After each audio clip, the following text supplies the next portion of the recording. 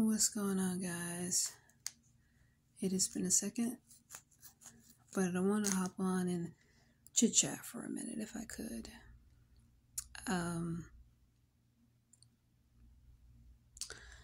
One thing I wanted to start talking about is for those of you who know the Bible, know the scriptures, the Israelites in the Christian Bible, the Israelites were, in the Christian Bible, God's people, and they were constantly being thrown into slavery and having issues because they just kept worshiping Baal, however the name is pronounced, but they kept worshiping another god. And in the Christian Bible, Baal was made out to be the opposer of the good God. For those of you who know your scripture, when they were thrown into slavery for 70 years, it was because they had turned away from the God of the Christian Bible and began worshiping Baal once again. And the reason the Israelites kept worshiping Baal was because Baal was a god that granted wishes, essentially. Anytime the Israelites needed or wanted something, mostly, they just desired it. Whether it was going to be good for them, productive for them or not, it was granted. It was given to them. So they loved Baal for that reason. Frivolous things they'd ask for, and they get it. Things of the flesh, and they'd get it. Which brings me to Daniel's prayer. Daniel had a prayer that was held up and interfered with by an entity that they call the Prince of Persia. I bring this up because I want people to understand that Daniel's prayers were affected and could be affected by the opposing forces of evil. And the Israelites were worshiping another god, meaning that there are many gods. And the God that they were worshiping, that they loved, that they kept worshiping in the Christian Bible, kept granting them their wishes. I say all this for those people who think they know God and who think they have a relationship and that their blessings are coming from God, when they know that their heart is made of shit, when they know that they're deep down in evil to the root, but they still are able to get up and muster up the courage to speak out the name God. The title God.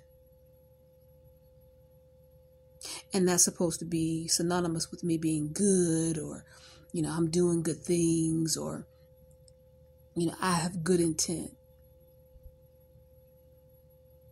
And as I've just given you a couple of examples out of the scripture, that is not the case.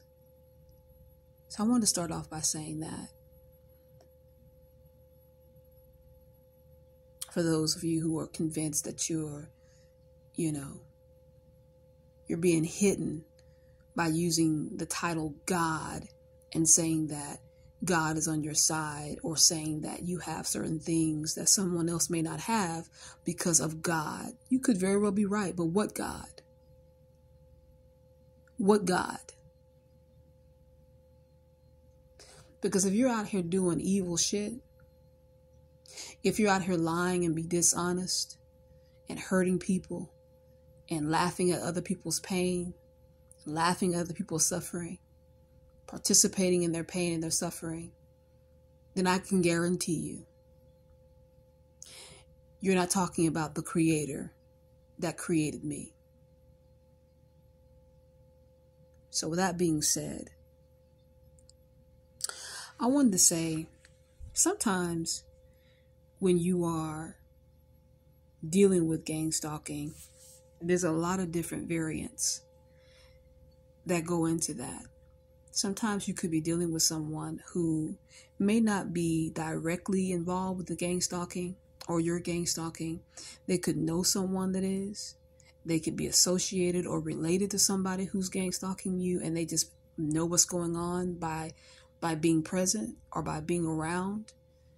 Or they could just be some sick, disgusting lowlife who has access to, watching you're being gang stalked through the broadcasting system that is available. And I've talked about this many, many times. But there is a broadcasting system that is available for people who want to watch and see some of the things that you may be dealing with, or some of the things you may be suffering as a TI. And not cool, but it is something that is available. And what I know I've dealt with is a lot of men who have this broadcasting app, who watch and who know what I'm going through, who've been able to sit back and see me suffering and the things that I'm going through on a daily basis. And they think they know you. They think they have a relationship with you already. So then they start trying to act like they're gang stalked as well. They want to reach out to you and help you. And now they already have this very unhealthy, very disgusting attachment to you because they've been watching you for a year, 2. And of course, they know the ins and outs of being gang stalked because they've been watching you being gang stalked for 2 or 3 years. Now they want to come in and say, oh, yeah, I'm being gang stalked too. I want to help you. When all they want you to do is come in so they can start trying to use and abuse you in whatever way they want to use and abuse you. I know this is going on for a fact because I've experienced it. I don't know how many people that have come across, especially men, trying to act like they want to help you or they relate to you because they've been watching you and they've been participating in this unsavory, sick, illegal surveillance of you.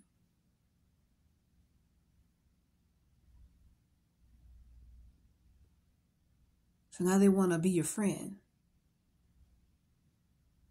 And then you wonder how they know all these things about you and how they're able to know what you're doing on a daily basis and where you're at and where you're being and where you're supposed to be. It's because they're still watching you. They're still surveilling you.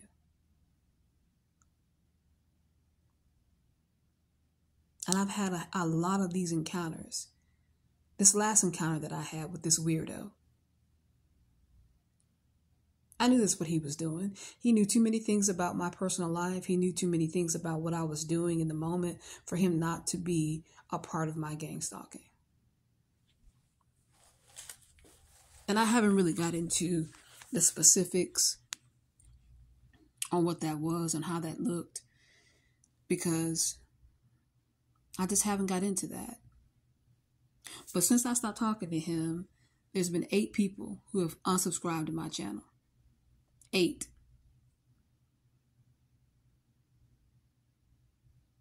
Now, that could be for a lot of different things. It could be a lot of different reasons for that. But I know what the reason is. And I know that there are so many different incidents that happened when I was dealing with him and talking to him where he knew certain things about what I was doing or where I was that he shouldn't have known.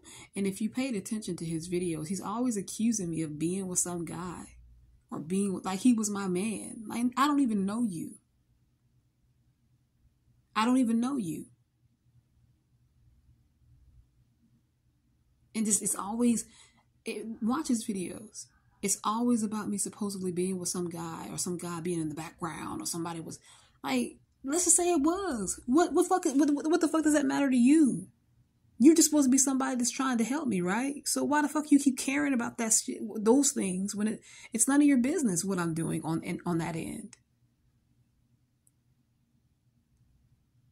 But the fact that he was so concerned about that there's an unhealthy attachment there that shouldn't exist when you don't know someone. I don't know you. We've never even met. But here you are going off on me like some scorned, jealous lover about what I'm doing. And you're making most of that shit up, which I don't even know what you're talking about.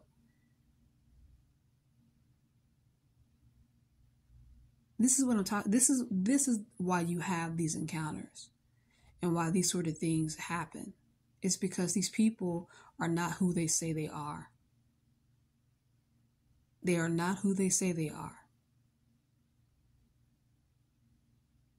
And that's why you end up getting these reactions and this behavior and these unrealistic expectations and, you know, this aggression. It's because you don't know anything about them, but they know all about you.